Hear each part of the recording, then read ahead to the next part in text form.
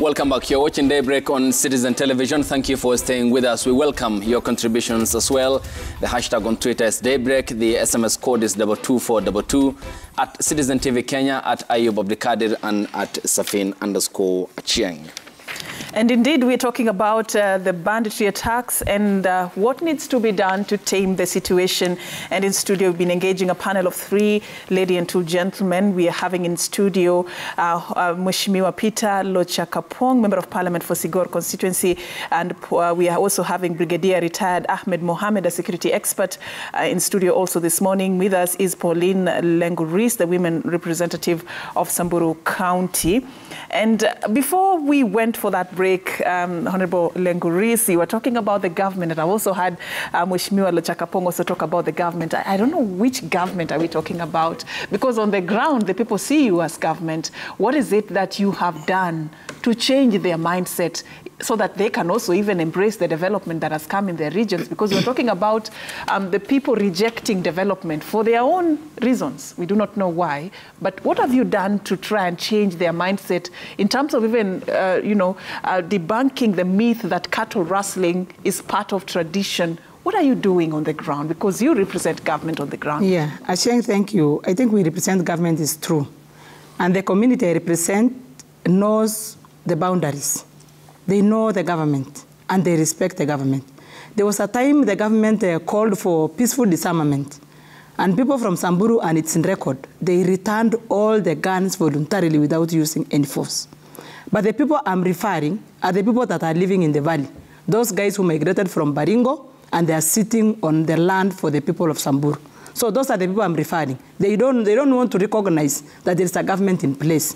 It is a government by itself. They formed a militia that's only there to destroy their livelihoods. You can imagine people from Poro, people from Losuk, people from Suguta, they don't sleep every day because they will get an attack. And somebody will die every day. A number of livestock is lost every day. Schools in that area have been closed, most of them. We even tried a way of creating a conservancy, a community conservancy that will bring these 2 communities together. Because we said we cannot be sitting watching our people being killed every day. In fact, they came, they killed all the wild animals that we are preserving. They destroyed the camp. So these guys are anti-development. I don't believe even they want development in this country. But they want to live in the wild, in a place where it's not governed by any government. And that is why I want to recommend to the Minister for Internal Security that if they want to do an operation, that is the first area they should target. I saw the Gazette notice of the curfew they made yesterday.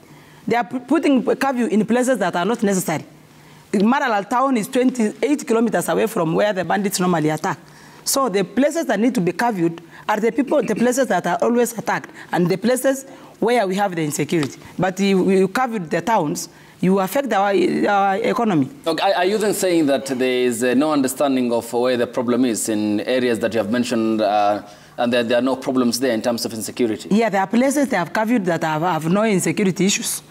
Because we know our areas, and I believe even the minister knows because he was there. We took him, and we even took him around to see where we are fighting over with the Pokots. Okay. Yeah. Brigadier, let me come to you before I come to the Honourable Member of Parliament. I wanted to... Yes, go ahead, please, and I go to the Brigadiers. Go ahead. Yes, I want to say that Honourable Longoris said that the people in Tiati are in their own world. It is true. And they don't even know, probably some of them may not even know that there is a government. But this is as a result of marginalization. I still want to say, it's not ignorance. It is. It is as a result of marginalization. If we can address that and ask government to open up that place, we will reduce this conflict, we will reduce some of these problems. We must disable people from their mind, and by having them go to school. Do you know there are parts of this country where children are not going to school? Not because they don't like going to school. They are not exposed. So if government can do a deliberate effort, can take make a deliberate effort in that area, I think we are going to solve part of this problem. I want to say this, that if you compare Tiati and West Pokot, where I come from, West Pokot relatively is different. We have even had peace for some time until recently, towards election and slightly after election. And if we engage that, if we even find out why, you could partly attribute to the general election that we had, then coming towards this side after the election, we have had part of issues with our neighbors after the election. But in the last term of parliament, we enjoyed peace to a great extent, even with the Marakwet. So I want to say this, that we represent government on the ground, but we are limited in terms of resources. So it is the government that has adequate resources that can open up places and ensure that those places are brought as close as possible to the rest of Kenya. That's what I want to understand. Are you having these conversations with that government you refer to? Because we have. I remember one time we discussed this with the CS Interior, who was then Dr. Fred Matiang'i. And we agreed that they were going to develop a blueprint, a Marshall Plan for development of the Kerio Valley. And all that, it didn't happen. That is why, again, I want to agree to a large extent with the former regional commissioner for Rift Valley, that we have all these ideas, very good ideas, we put to government, people in offices who are able to implement a plan, but they don't do it. And then we are just in this circle throughout. So I want to the government to open up that place. Because we have the KDF in barracks here, we have the NYS. Why can't they go to theater and open up the place? Okay, but why? Honorable Chakapong, you mentioned we talked about the people barrier here and the need for the national government to step in. Yeah. But this is by mathematics. If I look back at the first major government operation, it happened 105 years ago. That was before Kenya became a protectorate of the British colonialists. I want to support you. Then hang on. You mentioned the former regional commissioner, George Natembeya. He as well mentioned that there are leaders who are funding and fueling this crisis. Why then do you think, even as you advocate for the opening up of the area in terms of education, empowerment, and economic opportunities, then leaders are funding for the current status quo to remain, for them to take advantage of the commercial element of the problem we have at hand? I may not, I said, I agree with the former regional commissioner to some extent. This issue of leaders funding and commercializing, the leaders engaging in commercialization of cattle rustling, I don't agree to a big extent. And if we are one or two, the majority of the leaders don't do these things from these areas. Because as we speak now, I am not aware of any leader that does not want peace. Most of the leaders want peace. These communities is just a few elements within communities that are bringing trouble. And we can only sort them by government presence most of the time. And then the majority of these people go to school. We give them dams, we give them water, boreholes, and all roads and all that. That will happen. Now coming to operations. Just hang on, before you move on. Yes. You are here in your capacity as an MP. Yes. And Honorable Pauline Lengoris is here in her capacity as the woman MP representing Samburu constituency. Mm-hmm. We all appreciate there is a problem. There is. Yes. We agree there is a problem. Yes. But then if you are not allaying the blame somewhere, and a former regional commissioner who has intelligence brief from Vigilance House in Nairobi says there are leaders who are implicated, then where are these young people let me say something. Where are they getting the guns from? I want to understand that. Where are they getting the guns from? Let me say something. From the region, yes. I want to believe that to some extent that it's true. These bandits are not just operating in a wild environment. They have someone who is behind them. Because one, where do they get the guns from? Because they are very armed. They get the bullets every day. Where do they get money to buy these things? So I believe there are leaders who are supporting them, and they don't want development in this area so that they can continue taking the advantage of their communities. So the government must be able to address and bring out those leaders, because unless they are charged, this thing will continue. Number two, there is a deliberate government effort with a joint committee led by Major General Tarus, who has incorporated all the departments, the education, the water, the health. They went around all the pastoralist areas to identify the issues that are propagating banditry in that region. And I believe the government is in place. They have talked to the leaders of every county, and people have identified the programs they want to do. Like one of the major was the opening up of the valley that we are talking about. Thank you. Right. Yeah. Good. Brigadier, I'll come to you, Mheshimiwa. Let's allow also Brigadier to weigh in on this. I mean, there seems to be a lot of negative forces that are operating even, as the security operation continues in the affected regions. If you were to assess in terms of expectation, those who have been deployed to go and help tame this crisis, what should they expect, and how should they then respond to some of the emerging issues, such as, you know, the bandits being well connected, well funded, and, you know, having a well orchestrated plan to continue with this menace? What should the security officers expect on the ground? How is the ground looking like? Thank you, Safi. Let me say that in the first place, the government is able to address and resolve this problem. Government can do it. And in Kenya today, in fact, our forces are very professional in the sense they're able to address every problem. And when you are called in a situation like this one, where, again, you have the goodwill, you can go into any areas and search out these people, it can be done. Now, remember, it is a very difficult terrain. Some plains, some hilly. Remember things like the Suguta Valley, where people used to take to hide in, the Mount Elgon issues and all that. They require a very good plan to address it. Now remember, people we are going to face, I don't call them bandits, I don't call them enemy, they are our people. What they'll do right now, they'll put the arms down. Come in, they'll put the arms down. They'll not face security forces. I can assure you, they'll not face them. They face them when they are found in a crisis, or they meet each other, unfortunately, or when they're trying to secure what they have actually captured, like what they did last week. They were on the run, they had the animals, and they're trying to get away. They'll do that. In normal circumstances, unless you come and arrive at where they are, they'll not hit back. They'll put their arms down, and they'll go away. In fact, they become the local population. They live and thrive in the population. Who are they? It is me and you.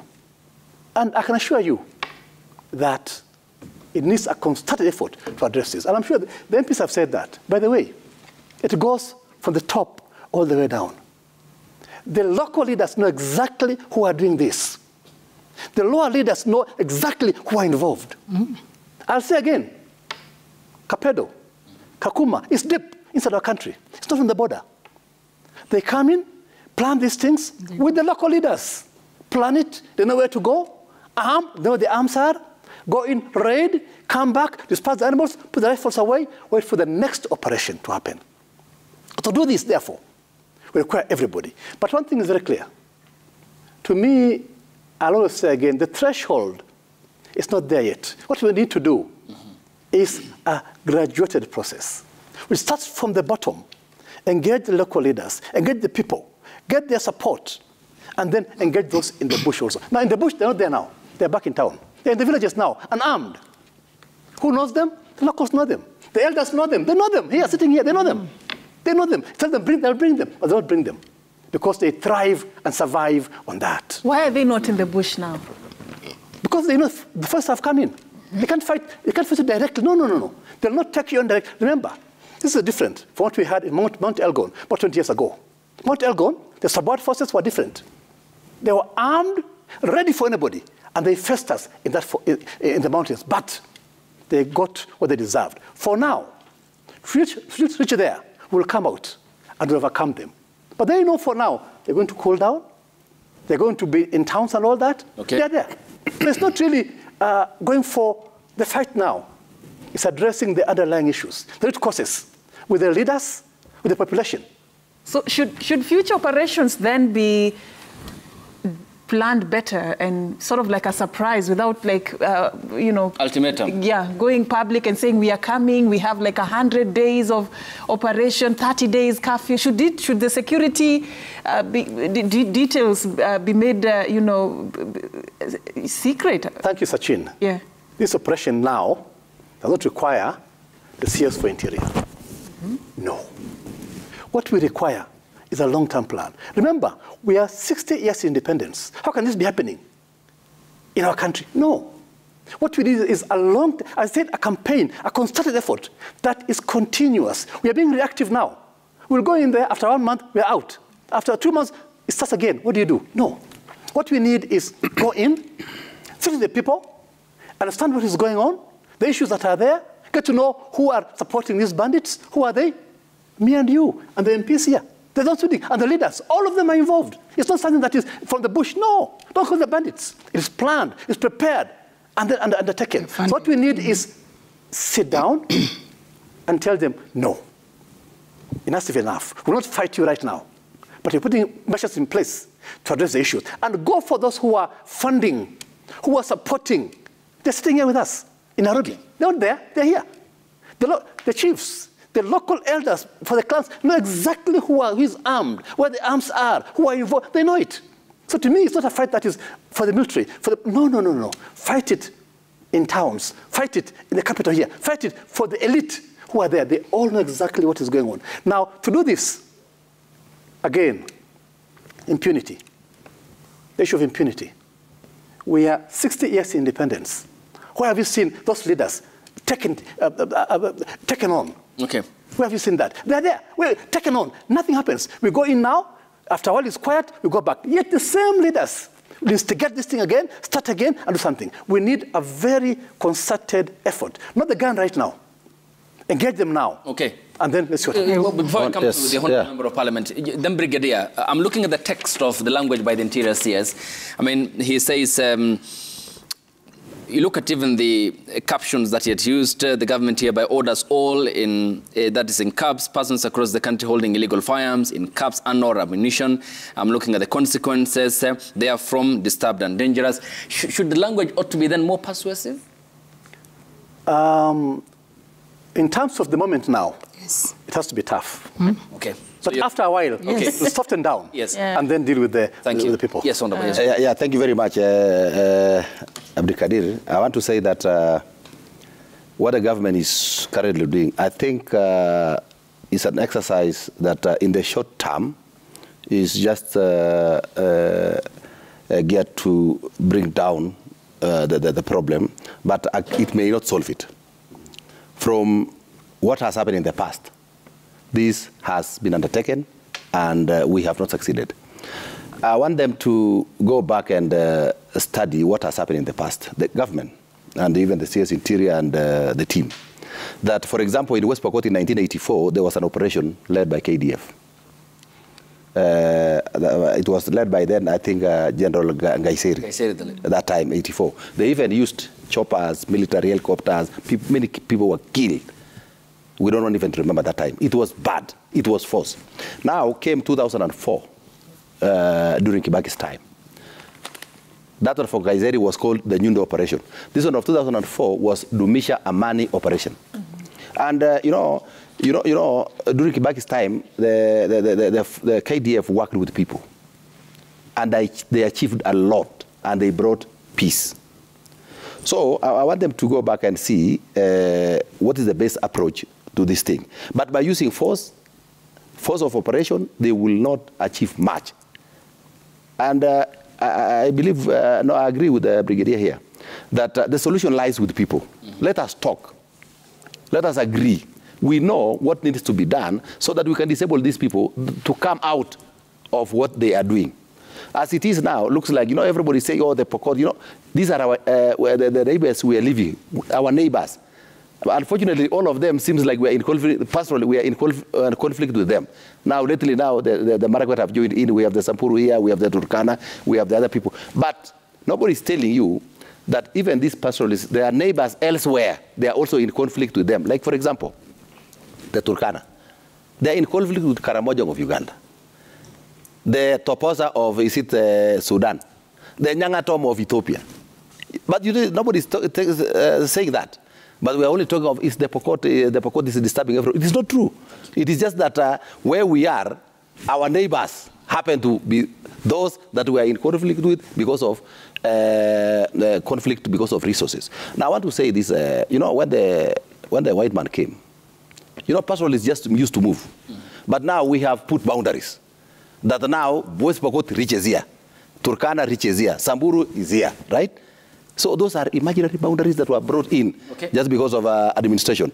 But you see, people who are pastoralists, they move with their livestock and cows and let's say their livestock to look for water and pasture. Sometimes they get. Okay. No, it's not forever. Go ahead. Just hang on. Yes, go ahead. Yes. You cannot move forever, my brother. We had practiced pastoralism in so many years ago. The life has changed. We are in a civilized world right now. So that is where we are not yet there.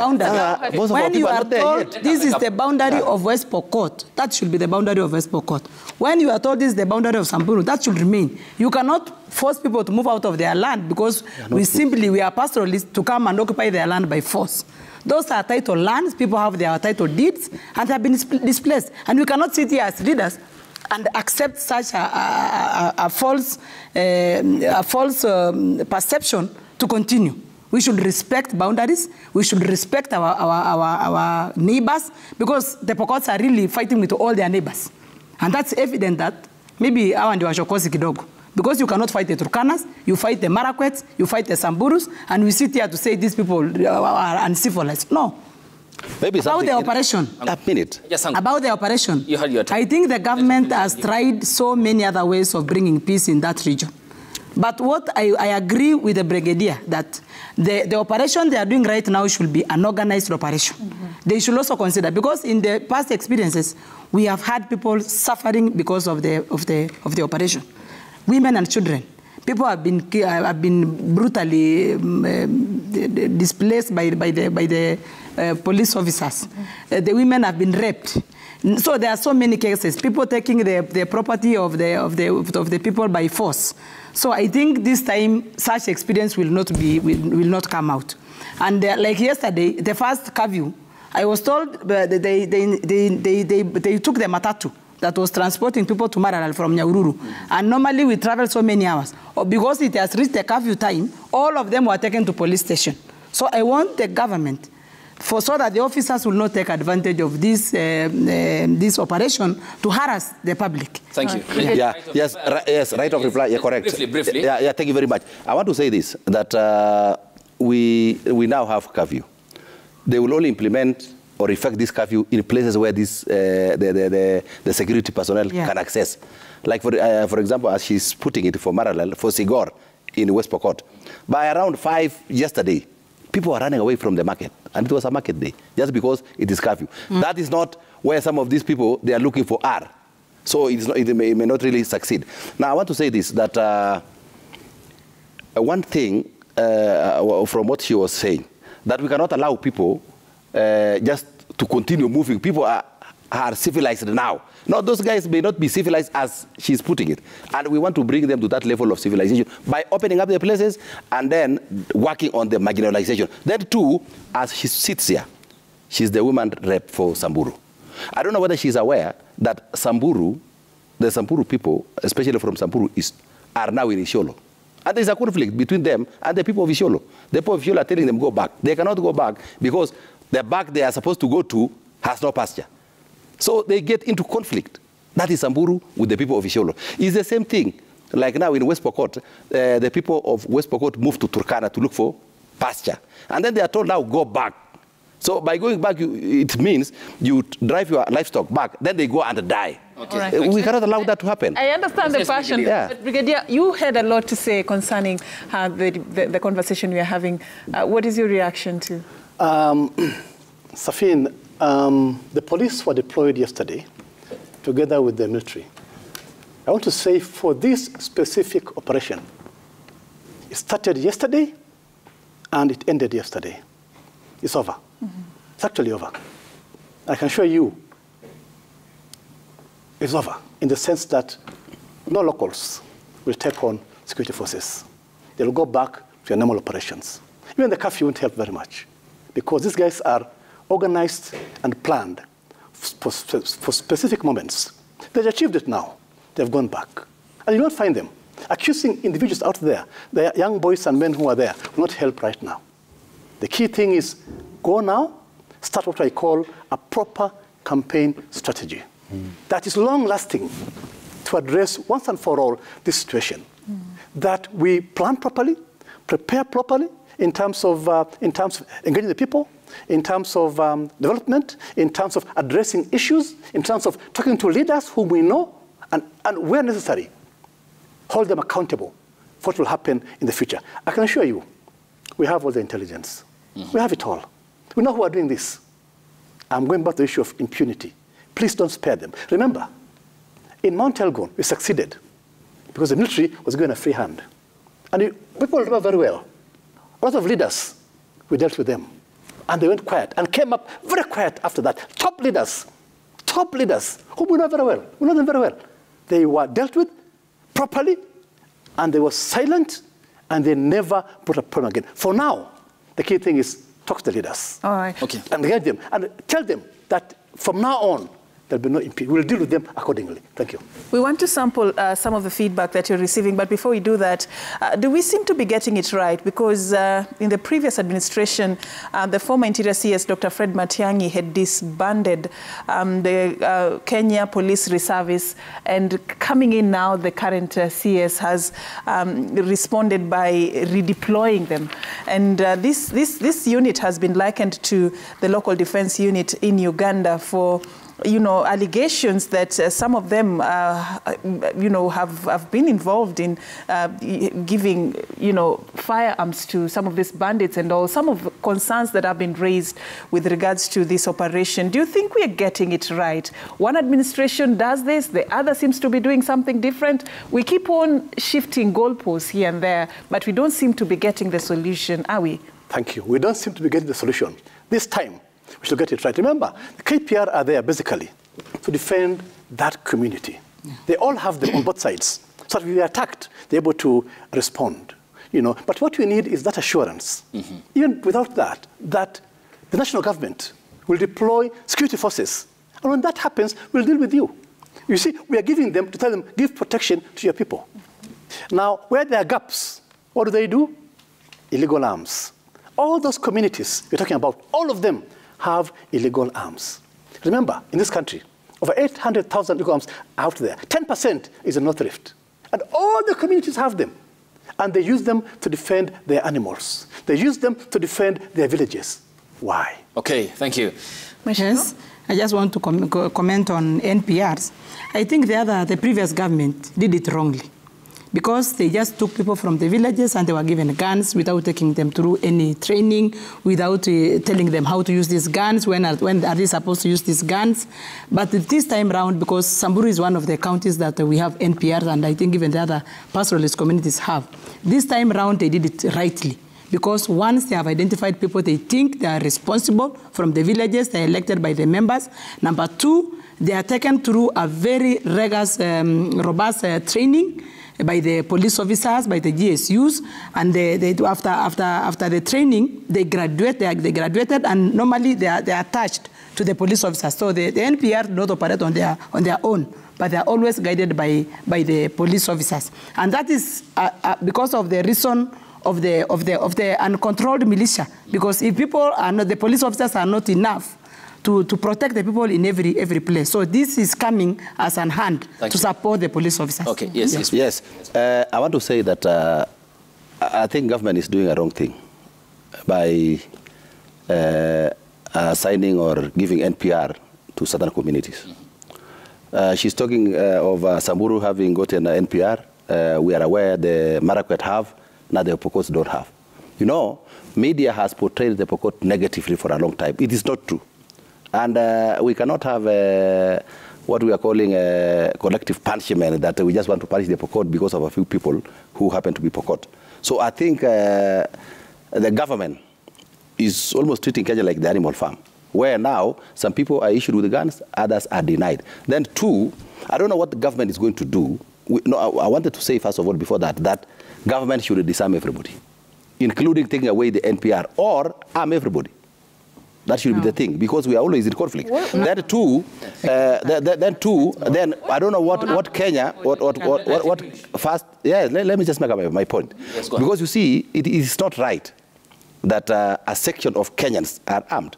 Then the rest is left to themselves. Then we have the Kenya's first porous border, where we have proliferation of arms. They are getting in through the first porous border of this country. So I think government should look for a way of how we can stop these guns from getting into this country. Thank you. So that's what I want to say. Asante. And before I get to the Honorable Woman MP, right to reply on the broadcast. Let's sample your feedback on Twitter. The hashtag is Daybreak. The SMS code is 22422 at Citizen TV Kenya, at Ayub Abdikadir, and at Safin_Cheng. Here's what you are saying. Engineer Lazaro says the results of marginalization are endless hostility and distractions. Government should think of opening bandits from pastoralist areas for development, education. Tough talks, joint operations have failed in the past regimes. They cannot work. And Kalunda Kintosh, you say, my question is, how will the bandits surrender their guns to the respective authorities while they didn't acquire from there? All right. We have Bobo Tieno Wino, who says operation against banditry is long overdue, and I applaud the latest move by the government to deploy the Kenya Defence Forces to deal with this menace once and for all. Odongo Rolex, who are these politicians funding these bandits? Why can't the government arrest and put them behind bars? Babu Michel one says it's a good idea for the government to deploy the Kenya Defence Forces to the bandits-prone areas, but that not enough change of tactics on the ground when dealing with these terrorists. In caveat is key. You can't do same thing expecting different results.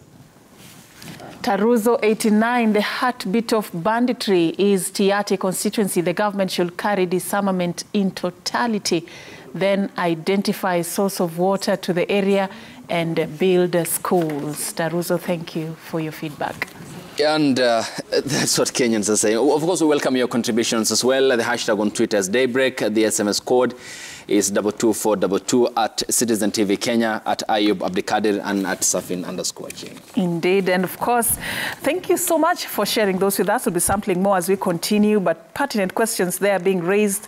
Why should people surrender their arms back to the government, yet they didn't acquire it from government to begin with? A lot of questions that have been raised from the people that are watching this particular morning. And of course, you know, just a quick one from you, Mheshimiwa. I want to say that, first of all, government should assure Kenyans and the people living in those areas that they will be there to protect them and their property. Then remove away all these guns. And as I said, you will remove the guns today, then tomorrow people acquire because of our porous border. Our neighbors have guns. The neighboring countries, these guns will find their way again back. Even if we mop up all the guns today, in a short while, you will get them back. So how do we ensure that we don't get, through our borders, we don't get back guns? And then two, like, for example, if you take the case of where I come from, my constituency, Sigor, we don't have adequate security people. In a whole, probably, constituency, at one time, there were about 55. How can 55 man a whole constituency? Then you find that in one station, there are only 5 or 6 or 10 to manage all these problems. So I want to say that I think the government should also recruit enough security personnel and deploy them to where people are, so that now people can be assured that in the event of any conflict, they will be readily here and they will protect us. Thank you. Yeah. All right, this security operation, just for clarity, Brigadier, is being led by the police, supported by the Kenya Defence Forces. Does it send any message in terms of how this is being done? Yeah, that is very correct. And that's what it should be done, actually, in the sense that the police have responsibility for internal security, while the defense has responsibility for external threats. So in this case now, the police are there, they'll be in the lead, and the military will only assist them as and when required. So will not come in from the offset and really be seen at the front there. The police will manage it. Also remember, it's a multi-agency operation. It's not just that the police alone. So many actors within this, all working together. But in terms of what is being done now, it's very correct, it's within policy, and it's very right. All right. There was a concern that there's going to be a lot of effort to scuttle this particular operation. There's going to be stage managed. I had the former RC talking about that, stage managed, you know, rape cases, a lot of stage managing of, and it was actually calling on IPOA to stay out of this. I mean, what is your response to such allegations? Now, I'll say very clearly, Safin, that you can't give me a task and also tie my hands. Now, for the military, for instance, the Kenyan military are very well trained on how to handle such issues.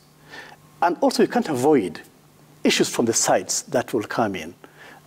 issues of attacking the wrong people or holding the wrong people, issues of sexual and abuse. Those are things that will happen on the sides. But the key thing is the main operation. I know the people in those areas, across board, all the way to Northeastern, know very well that when such operations happen, the people are most affected. And in fact, sometimes the wrong people, in terms of the population. Now, we need to understand how to deal with the population. In fact, they themselves, the local mamas and all that and children, are not involved in this. It is other people involved. So we need to control. We need to know what we are going for. We need to, again, try and win the hearts and minds of the same people that we are coming into through the operation. It's very important that that is key. Now, to do it right, again, unfortunately, you have to be tough. Okay. To be tough, you'll step on some toes. There'll be issues. There are people who are involved, but look innocent. But we know they're involved, and we'll deal with them. That's when now human rights comes in. To me, it's a situation where we're under control, we need to do something, give us a free hand. But how will we sieve through a genuine case of a human rights violation and a stage-managed incident? Because it seems to be a lot of gray areas in this operation. Now, as you said, the key actors in this, the key actors who are involved in this will fight very hard to actually derail the whole problem. Who are they? The same people who are in those areas. The leaders, same leaders, again, we're talking about, will derail and stop this from happening. Because what are they doing? Our people. The key is our people. And for him, who is he? Our leader. So they both defend each other. So the key thing is get away from that, and tell them, we're out for an operation now. We want to do it right, get your intelligence right. Those who are involved, deal with them. Forget about the issue of human rights and all that. Just get it right and do it right. Okay, yes, Honorable. Yes, go ahead, please. You had a point. Yes, proceed. I think for the past operations, I don't know what has happened because it has ended up wrong people getting harassed. So I believe this time the government is well organized. I believe that they have organized themselves well, so that they go directly and target the bandits. Because sometimes, in the process of these operations, innocent people get harassed and they suffer in between. Women don't go for raids. Women don't earn guns. But at the end of the day, it's women and children who suffer during the operations. I believe the minister has organized his team well, so that they go targeting the people that they're supposed to target. And number two, we as leaders, we are watching. If we see anything that is wrong, that's going in the way that's not expected, we are there to report. And we will talk. But we support them to do their rightful responsibility. Brigadier, you seem to be disagreeing with I'm sorry. Yeah. We are dealing with symptoms. What we are seeing as symptoms as a result of something. Let's go back and deal with the root causes. Yeah. Who are involved? Who are really in this thing? Not the bandits. They're not there now. They've gone back. They've gone back to their leaders, to also control them. So bandits are not there now, by the way. They're not there. They've gone back. Let's deal with the root causes. What is causing this? It is the leaders, the people who are actually causing this, who are buying the arms. It's the leaders, people who are actually raising funds to go and buy these arms. For who? For defense and for attack. So the bandits are symptoms. Go with the root cause, the leaders who are actually doing this, and deal with them. Okay, but Brigadier, hang on, just a moment. Yeah. Brigadier, the bizarre thing is that the former regional commissioner, and I said this before, mentioned names, and he said some were even taking part in the meeting of the president in front of President William Ruto, who was ironically calling on the deployment, saying that the KDF will be deployed to arrest this problem. But then I wonder, a former regional commissioner, the president who has an access to intelligence, you mean names are there definitely, but then the action point is, where's the commitment? And do you see that commitment forthcoming this time around? Ayub, I said that from the outset. We require serious commitment from government. Unless we do that, and it must be tough. It must be tough. And deal with them. As you said, you put it very well. The commissioner said it very well. He knows it all. He has it all. He knows exactly where. And we have all that information, by the way. So go out and just deal with the leader. The poor people, the poor guy carrying the arm is just a result. He's actually a vehicle for somebody. Okay. He's a wheel for somebody. Go to the root cause. Right. Go for the key leaders, the grassroots leaders, the national leaders, but in terms of coming from there. I agree with you. Yesterday they were there. These were the same ones who are causing the problem. Deal with them appropriately. All right. Thank you. I want to make a comment in relation to what Brigadier said. and I think I've had on several occasions people make general statements that it is the leaders. Now, the Honorable Lengurus and I are here, and I don't believe, I cannot remember a time when I have participated in supporting cattle rustling or banditry. And yet, the definition given here, the statement given here, also touches on me. It is wrong. So if we have, I think that statement should be corrected to say, if we have within us people who are aiding, and the government is aware, and they have information, the only thing we want to caution is that so long as that intelligence is not corruptly acquired, is not politically acquired, then we can say those who are participating in aiding or supporting or doing all that, then should be brought to book. But I'm sure the majority of the leaders from that region don't participate in this thing. Yet, generally, it is said that leaders are in this thing. So if government has failed, let it take responsibility and say that now, you see, it is us who have not done our part. That's what I want to say. Then two. Okay, but before you proceed, I'll allow you to proceed. Before you proceed, when you say that, of course, there's no blanket condemnation. Yes. Fair to you? It's not no blanket condemnation whatsoever. But when you say that and appreciate that there's a certain degree of leadership involvement in this, my question to you then and to the woman MPs, where are the young people getting their guns from? I have told you that these young people are children of some people, right? And they had livestock. I've also told you that Kenya's borders are porous. So people bring guns all the way from the international borders to these people. Then they acquire them, they sell their animals and buy guns. It's not necessarily that now they don't have money. These people can sell their animals and buy guns. Not necessarily they must be supported by leaders. Because if somebody has about, let's say, 100 livestock or maybe 200 or 80, 50, then they sell about 12 or 15 or 20, they can acquire that. Now, where do the guns come from? I have told you. Proliferation of illicit arms come through our porous borders. Kenya. So that's what happened. That's the second point. Proceed. Yes, to the second point. Yes, I wanted to say that when we met the CS Interior, as people from West Pokot, we gave advice. And we told him that, you know, you are getting advice from people in this office, in the office he's occupying now. Now, these people have been in this game for long.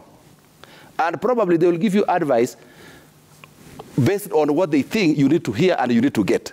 If you only take the advice without involving leaders in terms of what needs to be done, you will get it wrong. So if these people have been here for all this time, they have even undertaken operation. Like in the last time of Parliament, I think there was an operation in Tiati. Did it achieve anything? Nothing. Now, if the same advice is given to you, you do things the same way and expect this time there will be different results. So people are now saying, let's wait and see because this is a new government. Probably things will be done differently. But who are the players? Who are the players? It's only the CS probably who is new and a few other guys, but the players remain the same. Okay, all right. Bob Owino says politicians too should be brought on board because the buck stops with them in this operation against banditry in the area because they are the representatives in Parliament.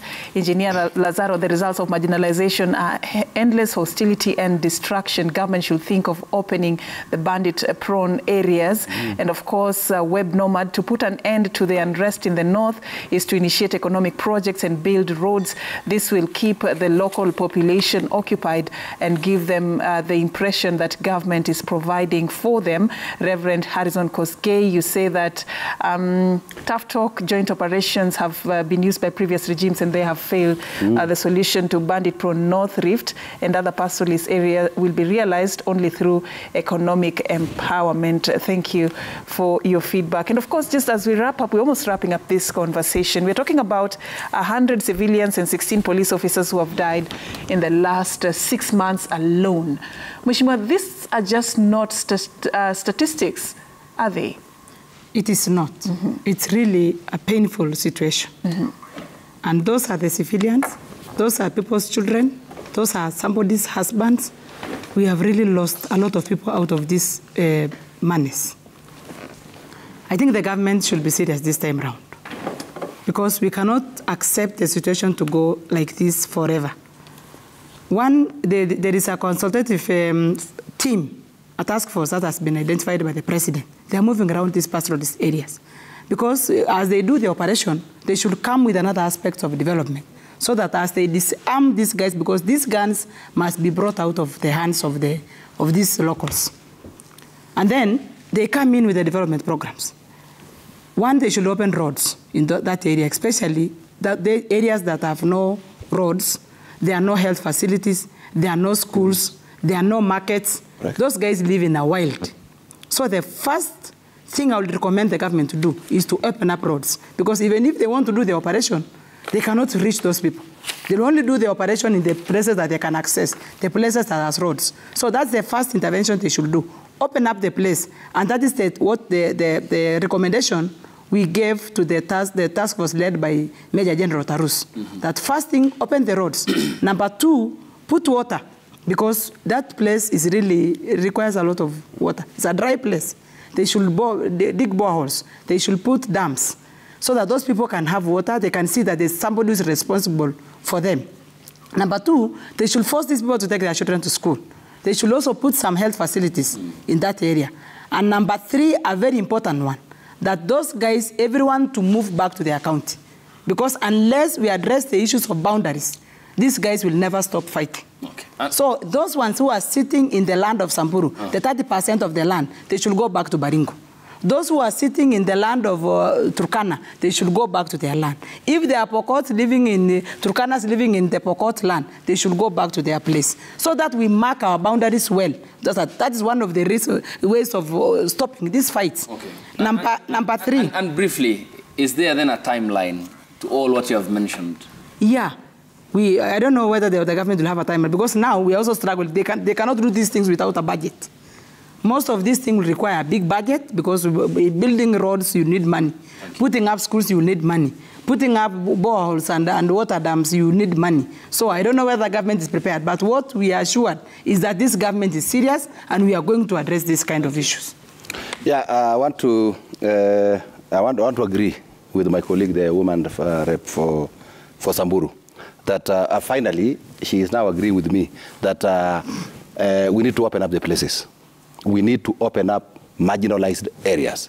And it will require, in my opinion, if government is serious, let the security forces, the KDF and the police, let them go and live there and do that work of opening up the place. Even NYS, let them go and open up that place, open up roads, build schools, boreholes, dams, all those things. Let their presence be there and let them stay there. Let us not have a situation where we are saying they are only going there for 1 month, for 6 months, for 3 months, then they come back. Let them go and live there and do this job. They open up that place, bring that place closer as possible to the rest of Kenya. Two, the issues of boundary. You know, in this country, and what making people, let's say, for example, the Pokot to move to Turkana, is because of pasture. We can only say that let them agree on how they are going to live together. Yeah. And for a long time, they have agreed. It's only a few elements who cause chaos at some point.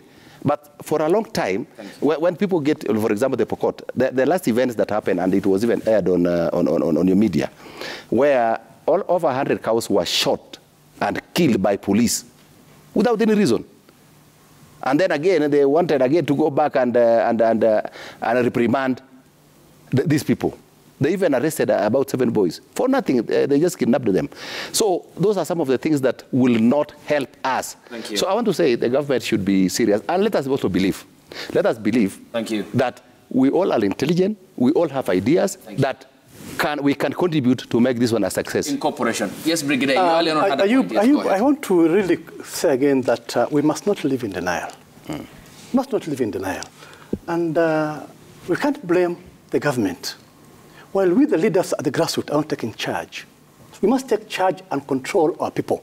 We are elected leaders. We are national leaders, whatever we are. What I'm saying is the government. Yet the problem is work with the government. You are the government who are sitting here. This is the government. We are the government. This is the government. Are they listening to us? My problem is, look at it critically. But they should bring us on board. Look at it critically. Look at it critically. Yeah. What do you see? You don't see Pokot attacking Pokot. You don't see Turkana attacking Turkana. Oh. You don't see Samburu attacking Samburu. What do? They go across. When they go across, you can't rule it out. There are no involvement of that community. Which is the community? For the local man down there? No. It's up the chain. It's planned, it's prepared, and they go out with full support. It can't be that they don't know. If they don't know, then control it. You are the leader. Stop your people. Stop them. Don't blame the government. Stop them at your level. You can do it. You know who they are. In fact, I'll take a challenge on the two leaders here, but I'll stop that. I want to ask them, are you telling me you don't know who owns arms in your respective community? Who carries arms? They know all of them. They don't carry it alone. In fact, at the grassroots, it's known. The leaders know most of them, and it's not really a secret. So my point will be, let's start from the leaders at that level, the leaders from that region. Please control your people, engage them, and support the government in overcoming this problem. Thank you. Thank you. Thank you so much, Brigadier retired Ahmed Mohamed, a security expert. He says the security operation ended yesterday. What needs to be done beginning today is seeking sustainable solutions to this perennial problem, and that would mean bringing the community on board, living there, understanding the root cause of this issue, and coming up with a way forward. Of course, we are also having a sit-down with the Honorable Peter Lochakapong, the Member of Parliament for Sigor, and Honorable Pauline Lenguris, the woman representative for Samburu County. Thank you for your insights on this conversation. And thank you to you too as well for your contributions on the hashtag Daybreak at Citizen TV Kenya, at Ayub Abdikadir, and at Safin_Acheng. Many more tweets coming in, but at the best interest of time, we can't sample all of them. We nonetheless appreciate your company here on the broadcast and for waking up with us here on Daybreak. Up next is Willis Raburu with Wellness Wednesday. He will be taking charge after the life, health and lifestyle. He will be taking charge after the break here on the broadcast. And we thank you for your time and company. I'll see you on Friday by the grace of God. Good morning. Good morning.